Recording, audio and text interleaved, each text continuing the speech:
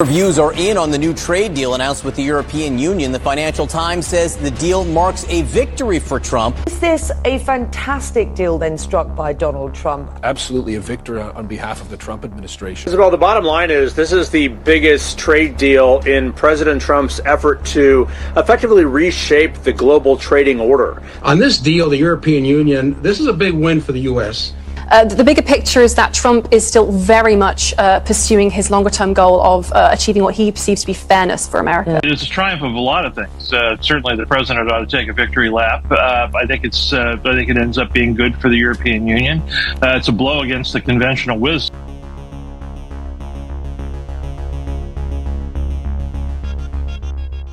You just saw it. Even legacy media is forced to admit this is Trump's biggest win yet. With a trade deal on a scale no pundit predicted, suddenly even skeptics are scrambling to react. All year, the narrative from mainstream media and the expert class was clear. Tariffs would tank the market, recession was inevitable, and Trump's aggressive approach was doomed to fail. But now, with the details public, those same critics are eating their words. What you're about to hear is a step-by-step takedown of the establishment's predictions and a masterclass in geopolitical leverage, one where America's energy, jobs, and industries suddenly hold all the cards. But what does it actually mean for America, for the world, and for Trump's presidency? Let's break down exactly why this EU deal is making history and shaking up the global balance of power right now. Well, all April, I sat through panel after panel after panel, being assured that the market was going to collapse. We were going to have a recession, that, just like Bill said, the economy was going to be in free fall. We did constant coverage. Frankly, the stock market every day, it had a dip. And there's little coverage now of the record highs in the stock. It went down. Now it's at record highs. The market has actually responded to it. But the narrative was tariffs must be bad, and we will tell you how it's going to be bad. They didn't bank on Trump being right about leverage and the fact that every other country in the world wants access to the American market. He had leverage, and these trade relationships needed to be rebalanced. They needed to be rebalanced. The energy sales in this are huge. $750 billion in energy. They're buying it from us. Guess who they're not getting it from? Russia. Terrific. That's a good thing. Oh, the military pipelines got blown up. The military equipment. Europe has underinvested in its military for decades. That's a good thing. Agriculture and automotive, those are the two commodities that industries that the president thought would benefit the most from this. So, you couldn't get American cars in Europe. Now, we're going to have a 0% tariff on American cars go in that direction. That's a good thing for people who make cars in the United States. He knew he had leverage. And there was a quote in the Financial Times. One of the ambassadors said, he figured out exactly what our pain threshold was. That's their quote. That is their quote in the Financial Times. And one of the EU, he figured out what our pain threshold was. That is a good negotiator. How much pain can I inflict and still get the deal I want? Maximize my leverage? That's what he did. Even the people who hate Trump are admitting it. Great deal for America. So Besson is meeting with his Chinese counterparts in Sweden this week. So obviously you're looking for news on that. That's a big one. Look, there's about 17 to 20 countries that make up the bulk of our trade. Everything else is very small. And so, my anticipation is there'll be more announcements. And, maybe if you're close on somebody and you don't get it done by August 1st, maybe you give them a week reprieve or whatever. But I think for the 17 to 20 countries that matter the most, he's looking to get it right. And for the rest of the world, they want to come to the table, fine. If you don't, fine. You're going to have to face the consequences. We have all the leverage. You know who looks stupid in all this is Canada. Canada looks stupid in this.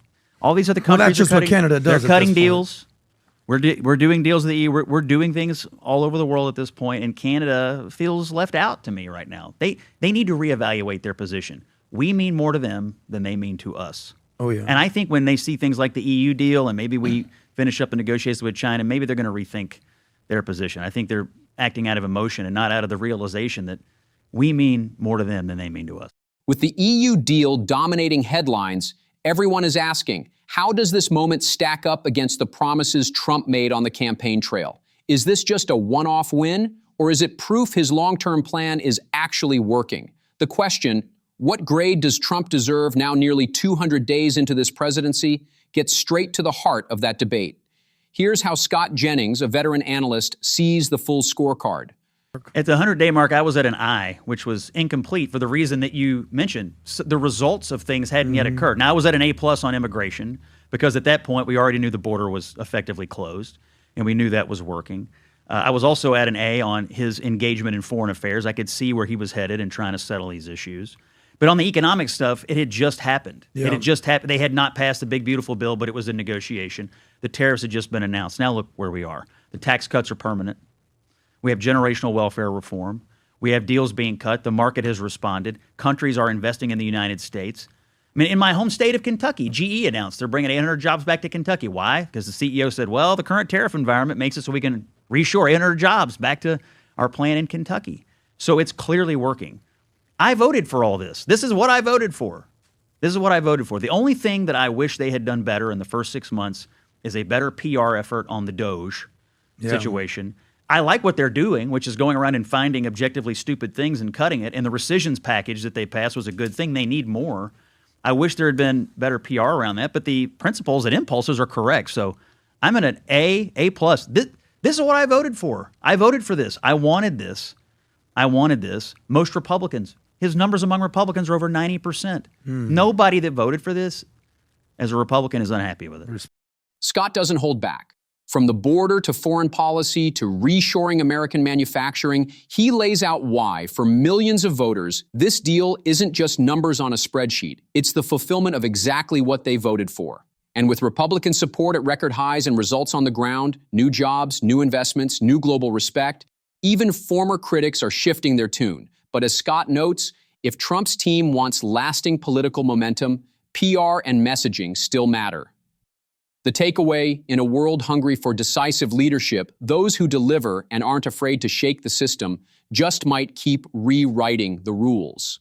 Mainstream media can't downplay it. Opponents can't ignore it. This deal will ripple for years. If you think the pundits got it wrong, or if you're watching from overseas and feeling the impact, drop your take below. What should Trump tackle next? Don't forget to subscribe for more breakdowns you won't get anywhere else. The story isn't over, and you'll find the next chapter right here.